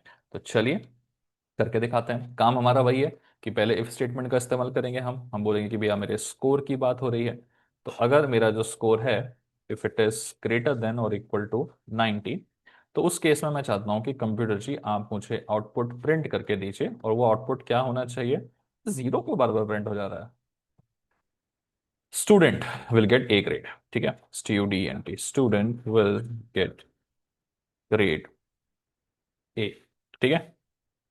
चलो खत्म। अगर ये चीज नहीं होती है तो एल्स, क्योंकि मुझे और भी कंडीशंस लगाने तो मैं एल्स का इस्तेमाल ना करके एल्स इफ का इस्तेमाल करूंगा। तो एल्स इफ अगर मेरा स्कोर ग्रेटर देन और इक्वल टू 80 है तो उस केस में कंप्यूटर जी आप क्या करिए, मुझे दूसरा ग्रेड दे दीजिएगा, ठीक है। और इस पर आप क्या ग्रेड दे सकते हैं, मुझे बी ग्रेड दे सकते हैं, student will get grade B, ठीक है, कैपिटल लिखते हैं, ओके। और ग्रेड लगाना है मुझे, 70 पे भी ग्रेड लगाना है तो मैं फिर से एल्स इफ का इस्तेमाल करूंगा, ठीक है। सो एल्स इफ, बीच में स्पेस रखना है दोनों के, ठीक है। उसके बाद कंडीशन लगानी है तो कंडीशन हमेशा ब्रैकेट के अंदर होनी चाहिए, स्कोर इज ग्रेटर देन और इक्वल टू 70। तो इस केस में क्या करना है, कंप्यूटर जी आप क्या करिए मुझे, कि आप मुझे सी दे दीजिए, ठीक है। तो अब हम बोलेंगे कि computer ji student will get grade C, ठीक है। तो यहां से हमने क्या सीखा कि अगर मुझे दो नहीं, दो से ज्यादा कंडीशंस का इस्तेमाल करना है, मैं और एक एलसिफ लगा के 60 का भी कर सकता हूँ। एक लाल लाइन दिख रही है क्योंकि कंप्यूटर जी को पता ही नहीं है स्कोर क्या है, स्कोर क्या है नहीं जानते, उसको अनडिफाइंड बोल रहे हैं। तो ऑब्वियस सी बात है कि मुझे पहले से स्टोर को डिफाइन करना चाहिए था। तो मैं बता देता हूँ कि भैया स्कोर जो है वो कुछ तो है, ठीक है ना। तो ये लीजिए, मैं एक इंटीजर वैल्यू स्कोर को दूंगा, इसमें दिखा दिया। फ्लोट डेसिमल वैल्यू देना होता तो फ्लोट दिखा देता। और मैं स्कोर की वैल्यू नहीं दे रहा हूँ क्योंकि मैं चाहता हूँ कि यूजर स्कोर का वैल्यू दे। तो यूजर स्कोर का वैल्यू दे तो पहले कंप्यूटर जी यूजर से पूछे कि भैया स्कोर का वैल्यू कितना है। तो कंप्यूटर जी को अगर पूछना है यूजर से, तो कंप्यूटर जी को क्या लेना पड़ेगा कि enter the value of score. जैसे ही ये चीज कंप्यूटर जी लिखेंगे, ठीक है, तो ये आउटपुट में मुझे मिलेगा एज अ यूजर कि enter the value of score. मैं डालूंगा कंप्यूटर जी उसको एक्सेप्ट करें। उसके लिए मुझे क्या डालना पड़ेगा, स्कैन एफ डालना पड़ेगा। ठीक है, स्कैन एफ में हम क्या डालते हैं, मुझे पता है मैं इंटीजर वैल्यू ही डालने वाला हूँ स्कोर की, और मैंने स्कोर को इंटीजर डिफाइन किया हुआ है, तो मैं %d का इस्तेमाल करूंगा। ठीक है, कॉमा लगाऊंगा एंड लिखूंगा, और मैं किसकी वैल्यू देने वाला हूँ, स्कोर की वैल्यू देने वाला हूँ। यहाँ पे स्कोर लिख दूंगा, ये हो गया स्कैन एफ खत्म। अब देखिए पूरा सॉर्टेड है। अब इस प्रोग्राम को बढ़िया से रन करेंगे, और डायरेक्टली मैंने स्कैन एफ का लिख दिया इस बार, क्योंकि आई बिलीव कि तुम लोग थोड़े से प्रो हो गए हो। मैंने प्रोग्राम रन किया, कंप्यूटर जी मुझसे मांगेंगे कि स्कोर का वैल्यू बताइए। मैंने बोला स्कोर का वैल्यू 92। देखो 92 है, इसका मतलब score greater than equal to 90 है, तो कंप्यूटर जी मुझे ए ग्रेड देने वाले हैं। ठीक है, तो चलिए जरा एंटर मार के देखते हैं। क्या दिया, student will gate A grade. ठीक है, चलिए और एक ट्राई मार लेते हैं एक दूसरा स्कोर लेके। सो इस बार मैं अपना स्कोर दे रहा हूं कितना, लेट्स से मैं देता हूं 74। तो देखिए स्टूडेंट विल गेट क्या, सी ग्रेड। ठीक है, अच्छा देखिए मैंने कहां तक डिफाइन किया, 70 के ऊपर तक डिफाइन किया है। तो अगर 70 के नीचे वाला स्कोर आया तो कंप्यूटर जी क्या करेंगे, चलिए देखते हैं। तो मैं एक बार 70 के नीचे का स्कोर देता हूं, तो मैंने दिया इस बार 65। मुझे कुछ आउटपुट ही नहीं दिया कंप्यूटर ने। ठीक है, तो मैं चाहता हूं कि यार कंप्यूटर कुछ तो आउटपुट दे, अगर 70 के नीचे जो स्कोर है उन बच्चों को भी कुछ ना कुछ मिलना चाहिए। तो हर बार मैं किसका इस्तेमाल कर रहा था, एल्सिफ एल्सिफ का इस्तेमाल कर रहा था ना। तो एंड करते टाइम मैं सिर्फ एल्स का इस्तेमाल करूंगा कि यार 70 के अलावा कुछ भी हुआ स्कोर, 70 के नीचे कुछ भी स्कोर हुआ, तो फिर एल्स वाला होना चाहिए। और उसको मैं क्या बोलूंगा कि भाई इन सारे केसेस में कंप्यूटर जी मुझे क्या दे दें आउटपुट में, वो मुझे दे दें क्या, स्टूडेंट, ग्रेड ही नहीं मिलेगा स्टूडेंट को। ठीक है, student is not eligible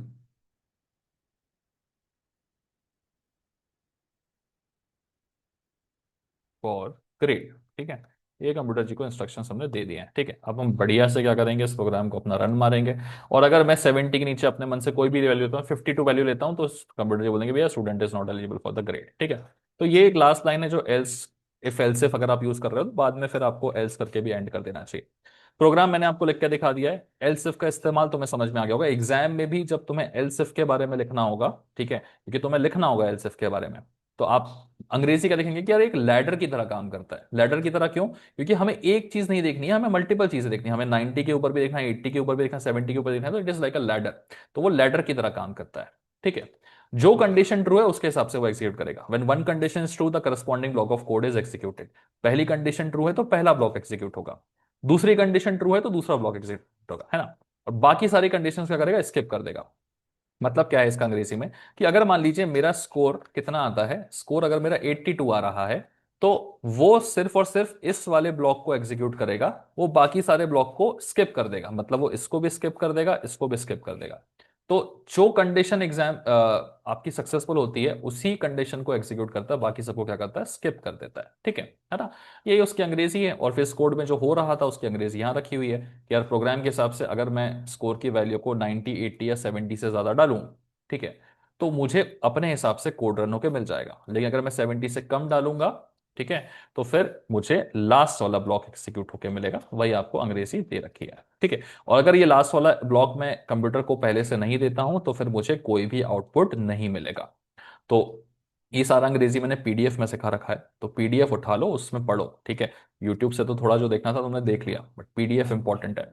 description में एप्लीकेशन का लिंक है, क्लिक करके एप्लीकेशन डाउनलोड करो, वहां तुम्हें पीडीएफ मिलेगी। ठीक है, अब इन सब के बाद आ जाते हैं थोड़ी और इंपॉर्टेंट चीजें कि यार आईएमपी क्वेश्चंस एग्जाम में जो पूछे गए थे सर, थोड़ा उसके सॉल्यूशन सिखा दीजिए। वो सिखा देता हूँ। एक प्रोग्राम तुमसे बोला गया है लिखने के लिए, कौन कौन से प्रोग्राम तुमसे लिखने के लिए बोले गए हैं वो प्रोग्राम्स मैं तुम्हें थोड़ा लिख के दिखा देता हूँ। ठीक है ना। सो चलिए यही दिखाता हूँ मैं, तो जरा रुको। Okay, wait. तो एग्जाम में तुमसे दो प्रोग्राम है जो काफी मल्टीपल टाइम्स पूछे जा चुके हैं। सबसे पहला प्रोग्राम तो ये वाला है, क्वेश्चन नंबर 5। फेमस पीवाईक्यू है। Check whether a number is even और ऑड। तो राइट अ प्रोग्राम, तो प्रोग्राम लिख के दिखाना है आपको इवन ऑड नंबर के लिए। भाई इवन ऑड नंबर के लिए प्रोग्राम अगर तुम्हें लिखना है ना, तो कैसे लिखोगे, चलो दिखाता हूं। ओके, तो सबसे पहले तो यार इन सबको इरेज करते हैं। ओके, देखो यार इवन ऑड का फंडा बड़ा सिंपल सा होता है। ठीक है, इवन ऑर्डर में क्या करना है, मुझे इफ एल्स कंडीशन लगा के मैं इवन ऑर्डर लिख सकता हूं। हाँ जी लिख सकते हो। अगर मेरा नंबर जो है, मेरा नंबर ए जो है, ठीक है, वो इवन है, तो कंप्यूटर जी क्या प्रिंट करके देंगे मुझको, कंप्यूटर जी प्रिंट करके देंगे कि यार ए is an even integer. Correct. अगर ये इवन नहीं है तो कंप्यूटर जी क्या प्रिंट करके देंगे मुझको, कंप्यूटर जी बोलेंगे कि यार प्रिंट करिए क्या, कि A is an odd integer, क्योंकि अगर कोई चीज इवन नहीं हुई तो डेफिनेटली वो क्या होगी, ऑड होगी। ठीक है, तो मामला समझ में आया तुम्हें कि अगर हमारा इवन नंबर है तो कंप्यूटर जी क्या प्रिंट करके देंगे, ए इज एन इवन इंटेजर। अगर वो नहीं है तो कंप्यूटर जी क्या प्रिंट करके देंगे, ए इज एन ऑड इंटेजर। यही चीज है। अब ए इवन है कि नहीं है वो कैसे पता चलता है, जब भी मैं किसी नंबर को टू से डिवाइड करता हूं तो क्या होता है, ये थ्री बचता है। मतलब मैं अगर रिमाइंडर देखूं तो मुझे रिमाइंडर पे फोकस करना है। तो मैं किसी नंबर को टू से डिवाइड कर रहा हूं तो टू थ्री सा क्या होता है, सिक्स। मतलब किसी भी नंबर को टू से डिवाइड करने पे अगर रिमाइंडर जीरो बचता है तो वो क्या हो गया, इवन नंबर। रिमाइंडर कैसे निकालते हैं, देखिए, अगर आपको सिक्स को टू से डिवाइड करना है तो आप ये सिंबल का यूज करोगे। ठीक है, और इस केस में आपको आंसर क्या मिलेगा, थ्री। लेकिन अगर आप ये डिवीजन का सिंबल, अपने सिस्टम के पास तो होता नहीं, कंप्यूटर के पास में ये वाला सिस्टम होता है। वैसे अगर आपको सिक्स और टू को मल्टीप्लाई करना है तो आप ये वाला सिस्टम कंप्यूटर में यूज करते हो, क्या मिलता है, सिक्स टू जा 12। लेकिन अगर आप ये वाला सिस्टम यूज करते हैं, देख रहे हो परसेंटेज, तो परसेंटेज क्या करता है, अगर आप 6% 2 लिख रहे हैं ना, इसको मॉड्यूलस भी बुलाते हैं, तुमको पिछले यूनिट में सिखाया, यूनिट नंबर 2 में ऑपरेशंस में। 6% 2 का मतलब क्या होता है कि आप 6 को 2 से डिवाइड करिए, और 6 को 2 से डिवाइड करने पे जो रिमाइंडर मिल रहा है आप उसे लिखिए। ठीक है, तो 6% 2 का आंसर क्या होगा, जीरो। 6 को आप 2 से डिवाइड करिए, रिमाइंडर जो है वो लिखिए। वैसे ही अगर आप 5% 2 करते हैं तो इसका मतलब आपको 5 को 2 से डिवाइड करना है, तो टू टू जा 4, और जो रिमाइंडर बच रहा है वो लिखना है, तो आंसर क्या बचेगा, 1। तो अब मैं इसका इस्तेमाल कर सकता हूं इवन नंबर देखने के लिए। मैं अगर किसी भी नंबर को टू के साथ में ये करूंगा और अगर वैल्यू मुझे जीरो मिल जाती है, इसका मतलब मेरा नंबर क्या है, इवन इंटीजर है। ठीक है, तो ए इज इवन की कंडीशन कैसे चेक होगी, ए इज इवन की कंडीशन ऐसे चेक हो जाएगी कि मेरा जो भी ए नंबर है, अगर उसका परसेंटेज टू के साथ हो रहा है, मतलब डिविजन टू के साथ हो रहा है, और उसका रिमाइंडर क्या मिल रहा है, मुझे जीरो मिल रहा है। ठीक है, तो वो क्या कहलाएगा, ए इज एन इवन नंबर। बाकी सारे केस में ए हो जाएगा ऑड। तो इस तरीके से आपका कोड जो है वो डेवलप होता है साइड में, और साइड में एक बार कोड डेवलप हो गया उसके बाद उस कोड को आपको फेयर करके लिखना होता है गाइस। ठीक है, तो यहां पर मेरा क्या हुआ है, यहां पर मेरा कोड डेवलप हो गया। ठीक है, अब देखिए, एक चीज ध्यान रखिएगा कि यार ये सिंगल इज इक्वल टू नहीं, डबल इज इक्वल टू लेना पड़ेगा, क्योंकि मैं सिंगल इज इक्वल टू का इस्तेमाल कब करता हूं, जब मुझे असाइन करना होता है। लेकिन जब ऑपरेशन करना होता है तो डबल इज इक्वल टू का इस्तेमाल होता है। ठीक है ना। चलिए, अब लिखना शुरू करते हैं। तो कंडीशन लिखते हैं, इफ ए, है ना, ये कंडीशन है मेरी, इफ, कंडीशन हमेशा ब्रैकेट में रहेगी, इसे थोड़ा बड़ा करते हैं। ठीक है, if my a is, sorry, a percentage two, ठीक है, इज इक्वल टू जीरो, इसका मतलब क्या होगा, ये मिल गया तो मेरा इवन इंटीजर रहेगा। तो मैं कंप्यूटर जी को इंस्ट्रक्शन दूंगा कि कंप्यूटर जी आप मुझे आउटपुट में क्या लिख के दीजिएगा, कि A is an even integer, बात खत्म। ठीक है, अगर ये चीज नहीं होगी तो एल्स आप कंप्यूटर जी मुझे क्या आउटपुट लिख के दीजिएगा, आप मुझे लिख दीजिएगा कि यार ए is an odd integer. Exam का प्रीवियस ईयर क्वेश्चन है ये गाइस। ठीक है, कुछ कुछ लोग ऐसे वीडियो देखने आते हैं, वीडियो देखते कम है, स्किप ज्यादा करते हैं, लिख के दिखा दे रहा हूँ PYQ है, देख लो। ठीक है, स्किप करते मत फिरना इसको। ठीक है, चलिए, ओके। सो प्रॉब्लम यहाँ पे सिर्फ एक छोटी सी आ रही है कि यार कंप्यूटर जी को पता ही नहीं है, ठीक है, क्या नहीं पता है, कि यार जो ए है वो क्या है, लाल अंडी दे रखा है क्योंकि ए इज अनआइडेंटिफाइड। ठीक है, तो आप कंप्यूटर जी को बता दोगे यार कंप्यूटर जी ए क्या है, एक इंटीजर है। ठीक है ना। और वैल्यू मैं आपको ए की असाइन नहीं कर रहा हूं अभी, क्योंकि मैं चाहता हूं कि यूजर इनपुट दे। और अगर यूजर इनपुट देगा तो पहले कंप्यूटर जी को बताना पड़ेगा यूजर को कि चलिए यूजर इनपुट दीजिए जरा। तो यूजर इनपुट कैसे देगा, कंप्यूटर जी बताएंगे यूजर को, enter the value of A. ठीक है ना। इस तरीके से कंप्यूटर यूजर को बताएंगे, तो कंप्यूटर जी को यूजर देगा वैल्यू, तो उसके लिए स्कैन एफ लिखना पड़ता है। मैं किसकी वैल्यू देने वाला हूं, मैं एक इंटीजर की वैल्यू देने वाला हूं, तो इसलिए मैं परसेंट डी का इस्तेमाल करूंगा। कौन से इंटीजर की वैल्यू देने वाला हूं मैं, एंड आगे कहूंगा मैं ए की वैल्यू देने वाला हूं, तो एंड के बाद ए लिखूंगा और ये क्लोज कर दिया। ये हो गया प्रोग्राम रेडी पूरा। अब इस प्रोग्राम को जब आप रन करोगे तो क्या बढ़िया तरीके से रन होगा ये देखना, ठीक है ना। तो सब रिमूव करते हैं, प्रोग्राम को रन करते हैं। कंप्यूटर जी मुझसे डिमांड कर रहे हैं, बताइए एंटर द वैल्यू ऑफ ए। मैंने बोला नंबर 6 और मार दिया enter. A is an even integer. क्या बात है, शानदार। एक और ट्राई करते हैं। एंटर द वैल्यू ऑफ ए, मैंने बोला 9 और मार दिया enter. A is an odd integer. वाह वाह वाह वाह। यही प्रोग्राम है जो एग्जाम में लिखना था आपको। प्रीवियस ईयर क्वेश्चन में यही सवाल आपसे पूछा गया था कि write a program to check a number is even odd. दिखा दिया आपको। इफ एल्स स्टेटमेंट सीखा हुआ था, एक में इवन डाल दिया, दूसरे में ऑड। इवन बनाने के लिए कंडीशन चाहिए थी, वो लगा दी थी, खत्म बात। इसके अलावा एक और इंपॉर्टेंट क्वेश्चन है जो कि काफी भारी क्वेश्चन है, जो कि अगर 6 नंबर में एग्जाम में आ रहा है तो 6 नंबर में ये क्वेश्चन आपसे पूछ सकता है। प्रोग्राम लिखने के लिए बोल रहा है using a switch statement. Switch statement की मदद से प्रोग्राम लिखना है, अरिथमेटिक ऑपरेशन कराना है, एडिशन सब्ट्रैक्शन के, बेस्ड ऑन यूजर इनपुट। ये देखो ये देखो, मैं जो तुम्हें बोलता था ना कि यार तुम स्कैन एफ सीखो। क्यों सीखो? बेस्ड ऑन यूजर इनपुट का मतलब क्या है कि यूजर को वैल्यू इनपुट में देनी पड़ेगी, और यूजर वैल्यू तभी इनपुट में दे सकता है जब तुम स्कैन एफ का इस्तेमाल करोगे, तभी मैं यूजर इनपुट में दे सकता हूं वैल्यू। तो क्वेश्चन समझ गए होंगे शायद कि मुझे एक प्रोग्राम लिखना है स्विच स्टेटमेंट की मदद से, उस प्रोग्राम में मुझे एडिशन और सब्ट्रैक्शन करवाना है, और वैल्यू यूजर देगा। फिलहाल इस वैल्यू यूजर देगा को बाजू में रखते हैं, मुझे एडिशन और सब्ट्रैक्शन कराना है, इस पे फोकस करते हैं, ठीक है। तो देखो यार, स्विच स्टेटमेंट क्या करता है? स्विच स्टेटमेंट जैसे जैसे केस बनाओगे वैसे वैसे काम करता है। तो तुम अभी शॉर्ट में अपना थोड़ा बनाना चाहोगे इसका सॉल्यूशन, तो तुम ये बोलोगे कि भैया स्विच स्टेटमेंट का इस्तेमाल करना है, मुझे कभी एडिशन कराना है, कभी सब्ट्रैक्शन कराना है। मतलब मुझे इसके अंदर जो काम कराना है वो कौन सा होने वाला है? ऑपरेशन का काम होने वाला है। कैसा ऑपरेशन? एडिशन का भी हो सकता है, सब्ट्रैक्शन का भी हो सकता है। मतलब मेरा जो ब्रैकेट है उसके अंदर क्या आएगा? OPERATION, ठीक है। मेरा ऑपरेशन आने वाला है, ठीक है। ऑपरेशन मेरा एडिशन का भी हो सकता है, सब्ट्रैक्शन का भी हो सकता है। तो मैं बोलूंगा कि भैया मेरा पहला वाला केस जिसमें आप क्या करा दीजिएगा, दो नंबर्स को ऐड करा दीजिएगा, ठीक है ना। तो ऐड कराने पे मैं मुझे क्या रिजल्ट मिलता है कि यार दो नंबर्स को मैं क्या करा रहा हूँ, ऐड करा रहा हूँ, ठीक है। और मेरा जो केस नंबर 2 बनेगा उसमें क्या करा दीजिए आप, दो नंबर्स को माइनस करा दीजिएगा। तो इस केस में मुझे रिजल्ट मिलेगा, वो क्या मिलेगा? A-B मिलेगा। तो स्विच ऑपरेशन का इस्तेमाल करना था। मुझे किसको करना है? ऑपरेशन को स्विच करना है। मतलब मुझे एक केस में एडिशन कराना है, दूसरे केस में सब्ट्रैक्शन कराना है। तो मैंने थोड़ा थोड़ा ऊपर ऊपर से तो लिख लिया इस चीज को। बड़े ऊपर ऊपर से ढंग से काम करेगा नहीं, प्रॉपर तरीके से कोड ओपन लिखेंगे इसका और आपको दिखाएंगे, क्योंकि ये प्रीवियस ईयर क्वेश्चन में पूछा जा चुका है। यहाँ लिख देता हूँ कि दिस इज अ PYQ, ठीक है। क्या है PYQ? PYQ ये है कि स्विच स्टेटमेंट का इस्तेमाल करना है और आपको क्या कराना है? एडिशन एंड सब्ट्रैक्शन करवाना है, ठीक है। चलिए, लिख दिया मैंने साइड में ये चीज। शुरू करते हैं एग्जीक्यूशन। पहले जो काम का नहीं है उसे हटाते हैं, ये सब पुराना प्रोग्राम था। लास्ट सवाल है गाइस ये। अगर चीजें अच्छी लग रही है तो प्लीज वीडियो को लाइक करो, दोस्तों के साथ शेयर करो, सब्सक्राइब करो। आई रियली डोंट थिंक कि पूरे यूट्यूब में इस तरीके से किसी ने प्रॉपर तुम्हारी यूनिवर्सिटी के स्पेसिफिक PYQs के प्रोग्राम लिख के दिखाए होंगे, ठीक है। क्योंकि मुझे खुद लिखने पड़े हैं सारे, है ना। तो ऑब्वियसली, तो प्लीज यार लाइक शेयर सब्सक्राइब तो करो अच्छे से। 1 और 2 के भी वन शॉट डाले हुए थे पूरे, इसके भी डाल रहा हूँ, तो करो, ठीक है ना। हाँ, शुरुआत करते हैं। जैसे मैंने कहा था कि हमें किसका इस्तेमाल करना है? स्विच स्टेटमेंट का इस्तेमाल करना है। तो हम पहले रफ वर्क साइड में बना लेंगे कि भैया मैं स्विच स्टेटमेंट का इस्तेमाल करूंगा। मुझे क्या स्विच करना है? एडिशन सब्ट्रैक्शन में स्विच करना है।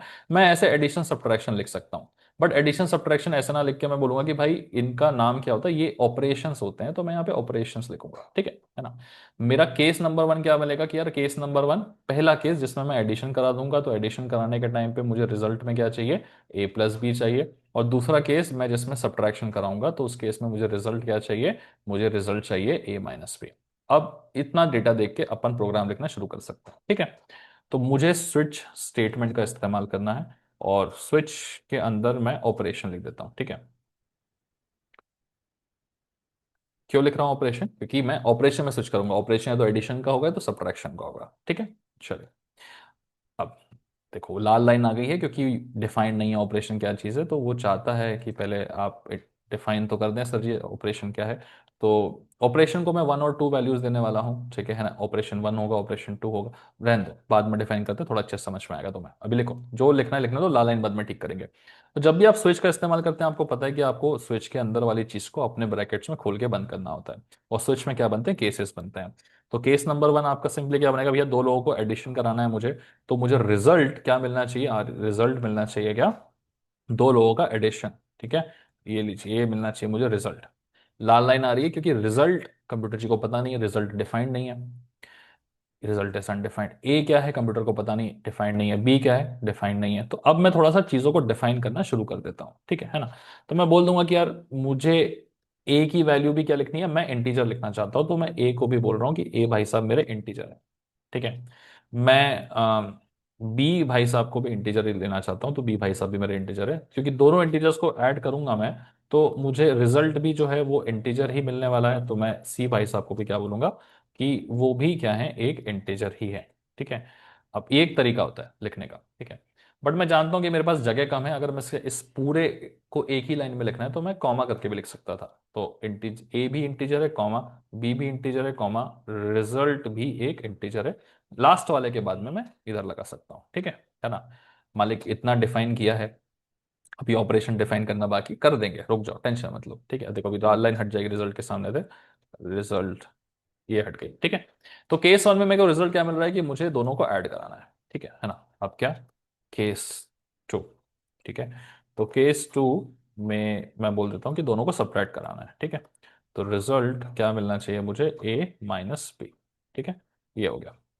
अब देखिए हमें पता है कि केस वन और केस टू जब हम एग्जीक्यूट करते हैं तो उस वक्त हमेशा केस वन से केस टू में जाने के पहले हमको ब्रेक करना पड़ता है, ठीक है। तभी हम केस टू पे आ सकते हैं, केस टू को भी क्लोज करने से पहले उसको ब्रेक करना पड़ता है, केस टू पे आ सकते हैं। ये नीचे ब्रेक कर दिया, ठीक है।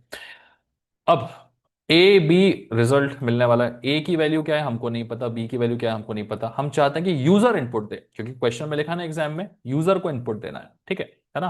देखो नहीं दिख रहा, दिखा देता हूं।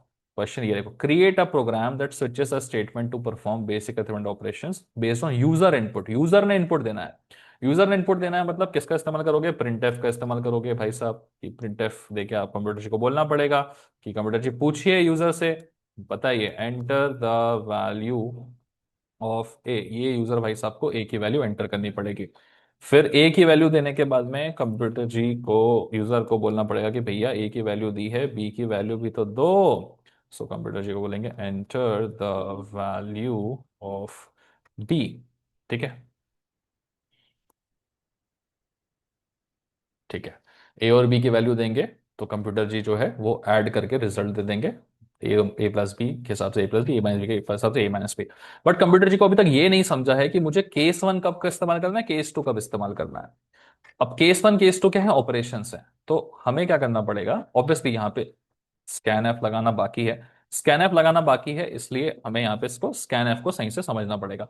एंटर द वैल्यू ऑफ ए की वैल्यू पुट करानी है तो मुझे यहाँ पे क्या यूज करना पड़ेगा, स्कैन एफ का इस्तेमाल करना पड़ेगा। स्कैन एफ का इस्तेमाल कैसे करते हैं, क्योंकि मैं एक इंटीजर पुट करने वाला तो मैं परसेंट डी लिखूंगा, है ना, और कॉमा करके एंड लिख दूंगा ए, ठीक है। ये लीजिए ये हो गई पुटिंग खत्म। चलो स्कैन एफ का इस्तेमाल करना है, परसेंट डी डालूंगा मैं, ठीक है, कॉमा करके लिख दूंगा क्या, बिकॉज मैं इस पर बी की वैल्यू पुटअप कराना चाहता हूँ, बी, ठीक है। तो ये एग्जीक्यूट हो जाएगा। हालांकि क्या ही होता है यार ये कभी कभी, हाँ। हालांकि मुझे इसको यहाँ नहीं लिखना चाहिए था, मुझे सॉरी, इसको यहाँ नहीं लिखना चाहिए था, बिकॉज मैं चाहता हूँ कि कैसे एग्जीक्यूशन हो कि कंप्यूटर जी पहली लाइन पढ़े एंटर द वैल्यू ऑफ ए, मुझे लिख के आए मैं ए की वैल्यू दूँ, तो ए की वैल्यू मैं यहाँ पे सेकंड में दूंगा। फिर कंप्यूटर जी मुझे बोलेंगे enter the value of b, उसके नीचे मैं स्कैन एफ, तो कंप्यूटर जी को मैं ये वाली लिख दूंगा। अब ऑपरेशन, कंप्यूटर जी को मुझसे ऑपरेशन पूछना पड़ेगा, ठीक है। तो मैं कंप्यूटर जी को इंस्ट्रक्शन दूंगा कि आप कंप्यूटर जी मुझसे ऑपरेशन पूछिए। तो ऐसे वो ऑपरेशन पूछेंगे, enter one for addition, two for subtraction. ऐसे एग्जीक्यूट करेंगे इसको गाइस, ठीक है ना। अब ये सब पूरा हटा देते हैं, ठीक है। तो अब इससे क्या हो गया ना कि जब मैं वन दबाऊंगा तो ऑपरेशन की वैल्यू क्या हो जाएगी, वन हो जाएगी, ठीक है ना। और जब मैं टू दबाऊंगा तो ऑपरेशन की वैल्यू क्या हो जाएगी, टू हो जाएगी। तो अगर मैंने वन दबाया तो वो केस वन को एग्जीक्यूट करेगा, मैंने टू दबाया तो वो केस टू एग्जीक्यूट करेगा, ठीक है ना। बस एक ही चीज का इशू है कि ऑब्वियसली मैंने प्रिंटफ तो बोल दिया, लेकिन स्कैन एफ भी मुझे देना पड़ेगा, क्योंकि स्कैन एफ दूंगा तभी तो वहां पे आएगा। वन दबाऊंगा मतलब मैं एक इंटीजर दबा रहा हूँ, ठीक है। तो मुझे क्या रखना पड़ेगा, परसेंट टी, कॉमा लगा के ऑपरेशन, क्योंकि मैं किसकी वैल्यू दे रहा हूँ, ऑपरेशन की वैल्यू दे रहा हूँ, ठीक है ना। तो अब देखिए, मैं वन दबाऊंगा तो भी एग्जीक्यूट होगा, मैं टू दबाऊंगा तो भी एग्जीक्यूट होगा, लेकिन ऑपरेशन की वैल्यू क्या दे रहा हूं मैं, ऑपरेशन या तो 1 वैल्यू से होगा या एग्जीक्यूटिव ऑपरेशन है तो 2 वैल्यू से होगा, मतलब ऑपरेशन की वैल्यू इंटीजर होने वाली है। और मैंने अभी तक ऑपरेशन को डिफाइन नहीं किया इसलिए वो रेड लाइन दे रहा, तो मैं यहाँ पे लिख दूंगा कि भैया ऑपरेशन भी क्या है, एक इंटीजर है। तो इंटीजर ए भी एक इंटीजर है, बी भी एक इंटीजर है, रिजल्ट भी एक इंटीजर है, और मेरा जो ऑपरेशन जो मैं कर रहा हूँ ना, ये भी क्या है, एक इंटीजर ही है। तो अब देखिए, मेरे ए बी रिजल्ट ऑपरेशन सारे इंटीजर्स डिफाइन हो चुके हैं, ठीक है। सबसे पहले एग्जीक्यूशन कैसे होगा, ए की वैल्यू दी जाएगी, मैं वैल्यू दूंगा, बी की वैल्यू पूछेगा, मैं वैल्यू दूंगा, फिर मैं 1 दबाऊंगा तो एडिशन आएगा ऑपरेशन में, तो ऑपरेशन की वैल्यू 1 हो जाएगी, तो पहला केस एग्जीक्यूट होगा। मैंने 2 दबाया तो फिर ऑपरेशन की वैल्यू 2 हो जाएगी, तो फिर केस नंबर 2 एग्जीक्यूट होगा, ठीक है। ये होता है प्रोग्राम, ठीक है। लिख लिया हमने सारा का सारा प्रोग्राम, ठीक है, बस खत्म है।